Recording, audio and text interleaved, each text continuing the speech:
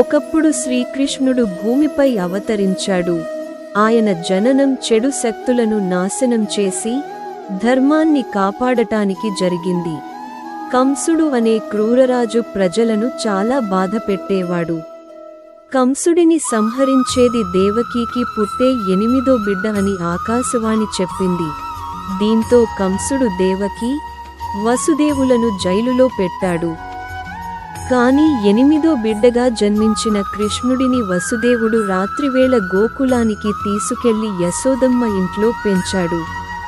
చిన్నప్పటి నుంచే కృష్ణుడు అద్భుతాలు చేసేవాడు. వెన్న దొంగిలించడం, గోపికలతో ఆటలు ఆడడం, కాళీయ మర్దనం చేయడం వంటి లీలలతో అందరినీ ఆనందపరిచాడు. తర్వాత కృష్ణుడు పెద్దవాడై కంసుడిని సంహరించి ప్రజలకు శాంతి తీసుకొచ్చాడు. తరువాత కురుక్షేత్ర యుద్ధం సమయంలో అర్జునుడికి భగవద్గీత ఉపదేశం చేశాడు. ఆయన చెప్పిన ముఖ్యమైన మాట, నీ కర్తవ్యాన్ని నిజాయితీగా చేయి, ఫలితాన్ని దేవుడిపై వదిలేయి.